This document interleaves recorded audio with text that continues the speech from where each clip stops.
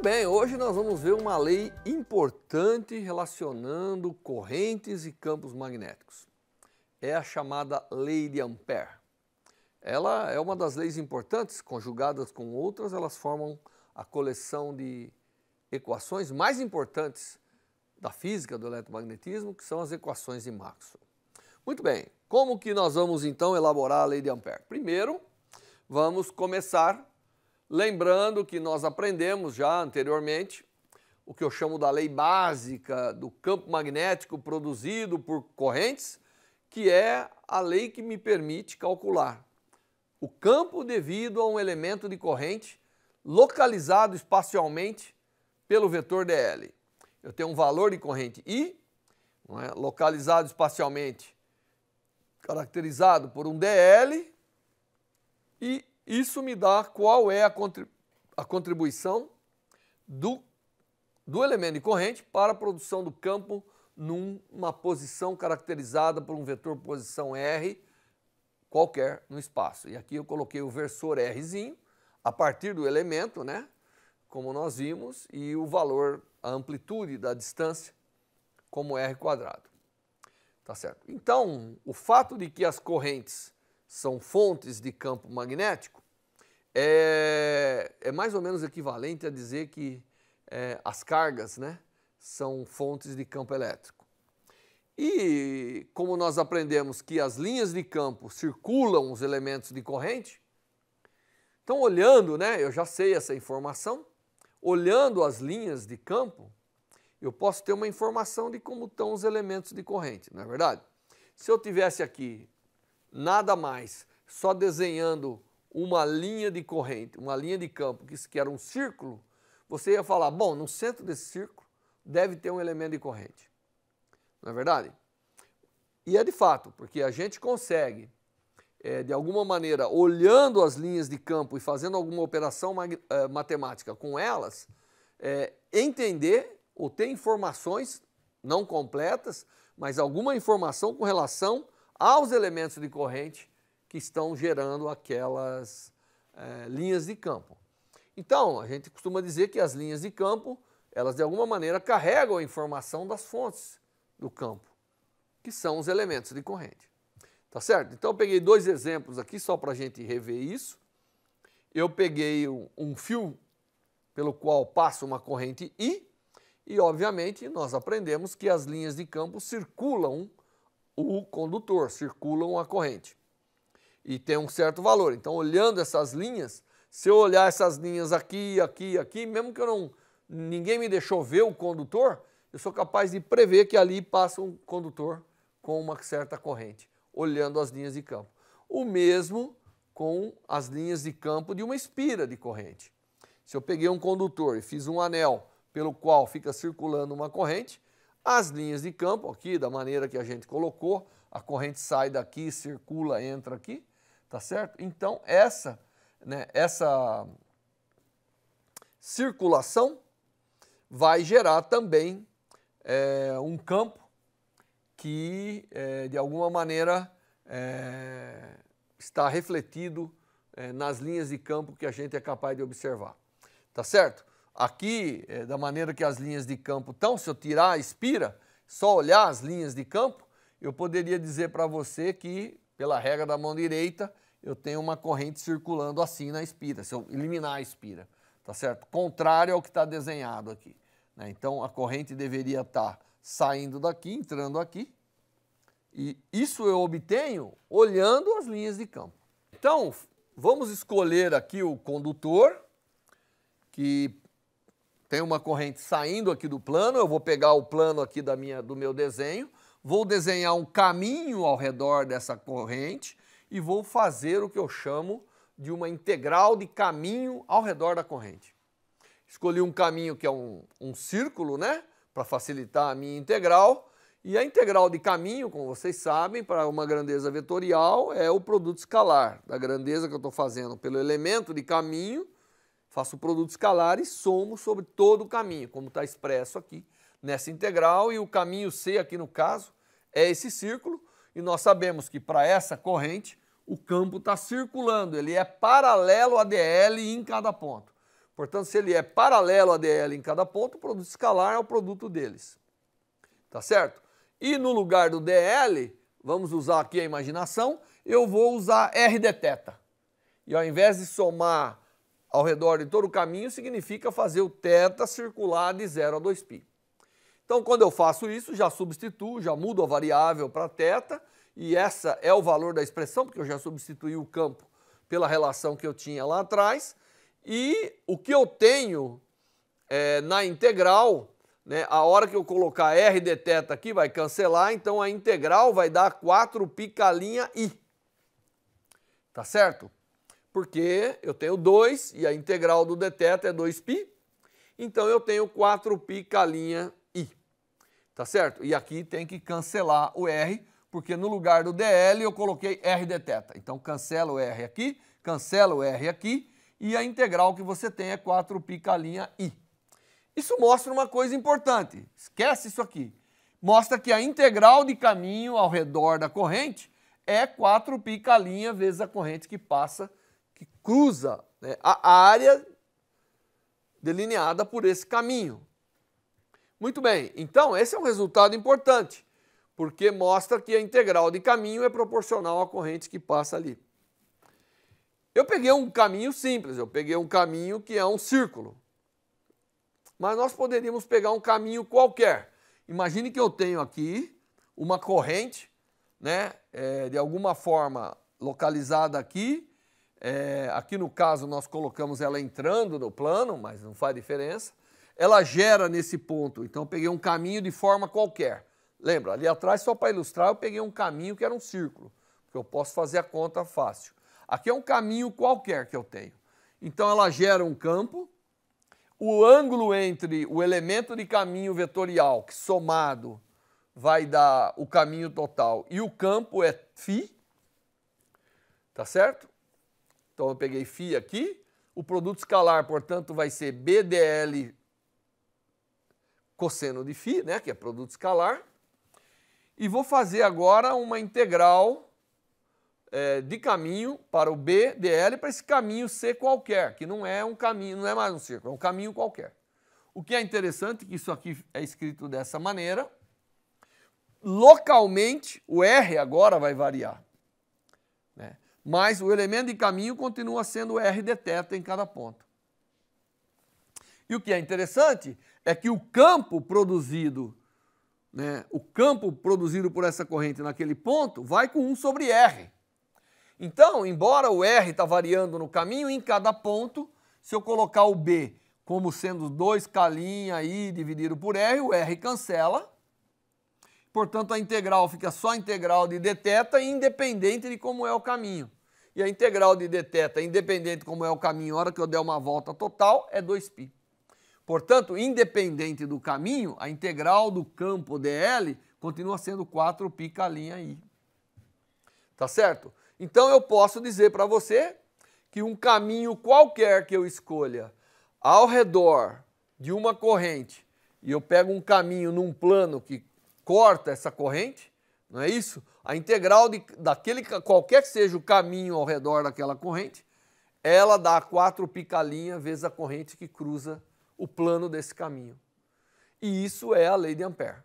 A lei de Ampère, ela me garante que a integral, eu posso não saber o campo, mas a integral de linha do campo dá a corrente total que passa pela área delineada por o caminho que eu estou usando na integral de linha.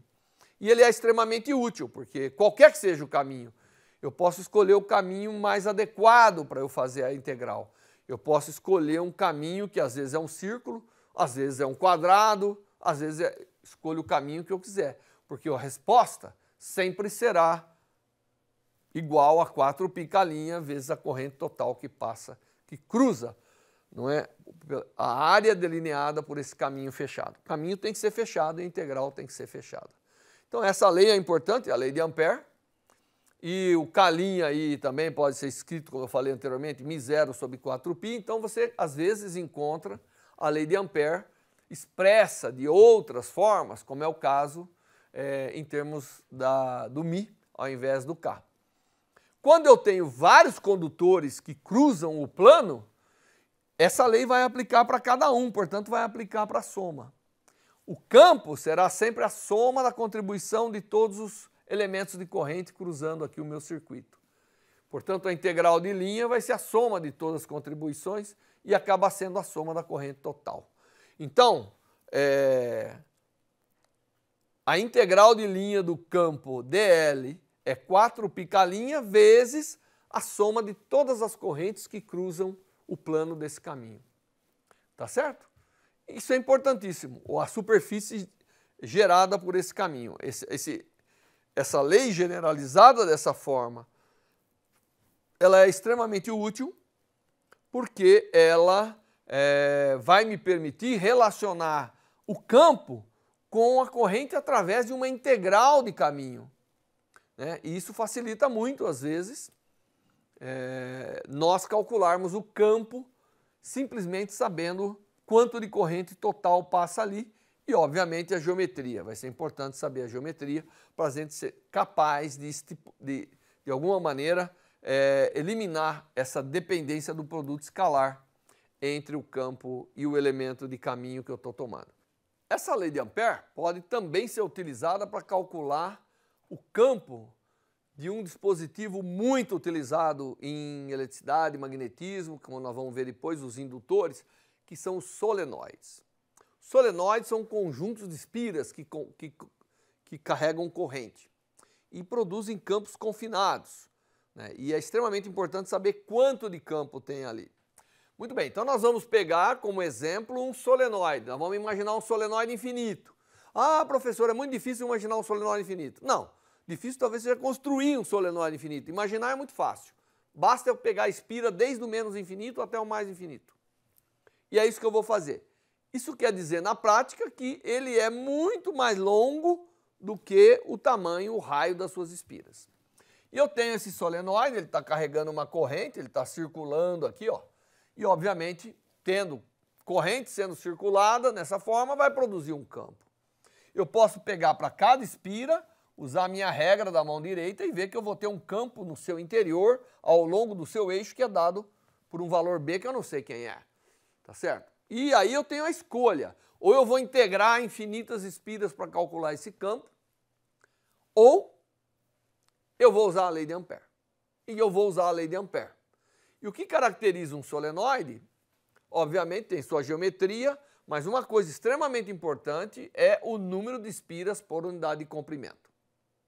Tá certo? Então, esse solenoide ele é construído tendo um determinado número de espiras por unidade de comprimento. Se eu pegar um comprimento L aqui, o número total de espiras dentro desse comprimento L é L vezes N, porque N é a densidade linear de espiras. E eu vou usar a lei de Ampère para esse exemplo em dois momentos. Primeiro eu vou pegar o solenoide, está aqui, da maneira que eu estou imaginando, a corrente está saindo daqui e entrando aqui, tá certo? Então está circulando assim, o campo está aqui. E a primeira coisa que eu vou fazer é pegar um caminho 1, né? Primeiro eu vou fazer um corte desse solenoide, né? Então esse solenoide, as espiras estão entrando e saindo aqui. Eu vou pegar um corte nesse plano, então é como se eu pegasse um plano, que é o plano da minha transparência, e fizesse um corte. E eu estou vendo aqui o corte dos condutores. Então, cada um dessas bolinhas aqui, desses círculos, é um corte da espira. A espira está entrando e saindo aqui na minha transparência agora. E o meu primeiro caminho é um caminho retangular que pega as duas porções da espira, a espira toda. Então, espiras estão entrando e saindo aqui no plano do meu caminho. Qual é a corrente total que passa pelo plano delineado pelo meu caminho nessa situação? É zero, né? Porque a quantidade de corrente que sai e a quantidade de corrente que entra é igual, já que eu mantive o comprimento aqui. Então, é zero. Como é o campo fora e dentro? Bom, eu não sei, mas ele deve, de alguma maneira, circular isso aqui, né? E ele deve ser, deve estar numa direção aqui fora, vamos imaginar. Então, claro que pela geometria, o campo aqui, ele tem que ser perpendicular a essa parte vertical do meu caminho, portanto, a integral de linha na parte vertical, a hora que eu somar, dá zero. Resta, então, na parte horizontal. Na parte horizontal, o que acontece? A integral do campo, não é? Ela é o campo vezes o tamanho do caminho. O campo, eu estou imaginando que, vou pegar, eu só vou dizer que é o campo vezes o caminho, imaginando que eles são paralelos aqui, que eu só exagerei para você ver. Então, o campo vezes o caminho deve ser, mas isso tem que ser zero, porque a corrente total que passa pelo caminho é zero. Mas o valor do caminho não é zero. Então, quem que tem que ser zero? O campo. Então, quando eu pego um caminho passando pelos dois lados, eu vejo que o campo externo ao solenoide tem que ser zero. O campo está totalmente confinado no solenoide. A sua componente externa é zero. Isso vale para solenoides infinitos. Se for solenoide finito, não, isso não vale. E o solenoide é importante que ele vai ser um chamado indutor em circuitos, como nós vamos ver nas aulas que vêm. Muito bem, então a integral de caminho aqui mostra que o campo fora é zero. Sabendo essa informação que eu obtive pela lei de Ampère, eu vou agora pegar um outro elemento, um outro caminho que passa apenas por uma parte do solenoide. Então eu peguei um caminho que eu chamei de C2, que está no plano e que permite que apenas uma parte do solenoide, só as bobinas saindo é que estão cruzando esse plano do meu caminho. O campo aqui é zero, o campo aqui é perpendicular nessas partes verticais, o campo é perpendicular ao elemento de caminho, então a integral escalar dá zero, zero fora, então a integral de linha nesse outro caminho C2 resta apenas o L vezes B. Tá certo? E o L vezes B tem que ser igual a 4π' vezes a corrente total ali dentro. A corrente total ali dentro é a densidade de espira vezes o tamanho, é N vezes L, vezes a corrente que o solenoide carrega. Então ela é NIL. E daqui eu tiro facilmente, cancelo o L, que o campo no interior do solenoide é 4π' vezes a densidade de espira, vezes a corrente que cada espira carrega. E é uniforme, é um valor, independente da posição que eu esteja. Então, quando eu tenho um solenoide infinito, o campo no seu interior, primeiro, o campo está totalmente confinado ao seu interior, porque a contribuição dessas componentes, a corrente que sai e que entra, elas se cancelam lá fora, porque é infinito. Quando eu somar infinito, vai cancelar um, vai cancelar o do outro. Tá certo? Muito bem. Então, o campo é constante, ele é proporcional à densidade de espiras e também, obviamente, proporcional à corrente que eu passo no solenoide. Esse é um resultado importante, se usa muito o campo do solenoide, porque um solenoide infinito é uma forma de se produzir um campo uniforme no espaço. Então a gente usa muito experimentos e coisas que se coloca no interior de solenoides desse tipo. E isso, calculado pela lei de Ampère, como você viu, simplifica muito o cálculo. Um outro exemplo que eu posso fazer é um solenoide que eu agora curvei formando um toroide. Um toroide é uma espiral que você curva sobre ela mesma, né? E aí eu posso pegar um caminho externo novamente para mostrar que o campo é zero fora. E eu posso pegar um caminho no interior do toroide para calcular a integral de linha. Claro que aqui é a integral de linha. O campo está circulando, ele tem que ser radial, né? Desculpa, ele tem que ser... ele depende do R, mas ele é na direção tangencial. Ele é tangencial, portanto a integral de caminho é fácil, porque a integral de caminho, se eu pegar um caminho que é um círculo no interior do toroide, a integral de caminho BDL nada mais é do que B vezes 2πr, porque ele deve ter o mesmo valor por simetria, quando a distância, eu estou considerando a distância fixa ao centro, não há razão para o campo ser diferente em cada ponto. Então ele é constante, não é? Pode até depender do raio, mas o raio é fixo, porque o meu caminho é fixo. E eu peguei um toroide cujo raio interior é A, raio exterior é B, não é? E quem que é Nzinho aqui? Nzinho para a gente é o total de espiras do toroide, não é a densidade, é o total de espiras do toroide. E qual é a corrente que passa por esse plano do meu caminho que cortou o toroide? Agora eu peguei um plano cortando o toroide no seu equador, né? Então, o valor da integral de linha é B vezes 2πr e o valor da corrente total no seu interior é N vezes I. Então, a integral pela lei de Ampère é B vezes 2πr, é 4π' NI. E, portanto, eu tiro que o campo no interior do toroide, claro, é proporcional ao número de espira, é proporcional à corrente e cai com a distância radial que eu me afasto. Os toroides, eles acabam sendo importantes porque transformadores, às vezes, pode ser feito na forma toroidal ou indutores. Mesmo o solenoide que nós vimos anteriormente. Quando eu colocar um solenoide dentro do outro, eu vou ter como transferir energia de um campo para o outro, e esse é basicamente o princípio dos transformadores que estão em quase todos os equipamentos que a gente encontra por aí. Você vê que essa é uma configuração relativamente complicada de condutores, mas que a lei de Ampère torna fácil. Em 2 linhas eu fui capaz de calcular o campo aqui. Se eu tivesse que integrar todas as espiras, todos os elementos de corrente, usando a lei de Biot-Savart, ficaria um pouco mais difícil, né? Ficaria, aliás, bastante mais difícil calcular o campo aqui de um toroide ou mesmo de um solenoide. Então, a lei de Ampère ajuda muito nesse sentido e ela relaciona uma integral de caminho com a corrente que cruza o plano delineado por aquele caminho. E isso é um resultado extremamente importante e útil para o cálculo de campo de configurações de condutores. Um último exemplo é o cabo coaxial.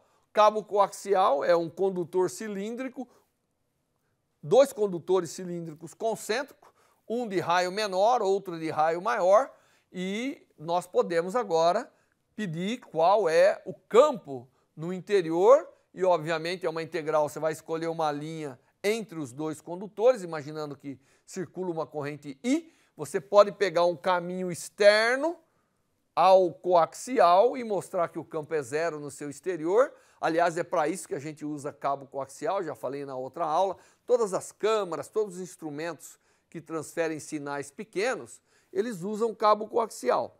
E a razão que eles usam cabo coaxial é para não ter interferência e nem causar interferência em nada, porque toda a informação está contida no campo, nos campos, né, no seu interior. E aí eu pego um caminho externo, mostro que o campo é 0, pego um caminho interno entre os 2 condutores, faço a integral, é bem simples de ser feito, para você determinar que o campo no interior de um cabo coaxial é 2K' dividido por R, que é um resultado importante para quem trabalha com cabo coaxial, como condutor, como transferindo, como se fosse sinais elétricos e magnéticos. Muito bem, a lei de Ampère é extremamente poderosa e ela vai fazer parte do conjunto das 4 equações mais fundamentais que nós temos, eu diria até da física, né? Que são as equações de Maxwell. A lei de Ampère, assim como a lei de Gauss que nós vimos, são constituintes importantes porque relacionam distribuição espacial de campo com as fontes do campo, né? E isso é uma coisa importante.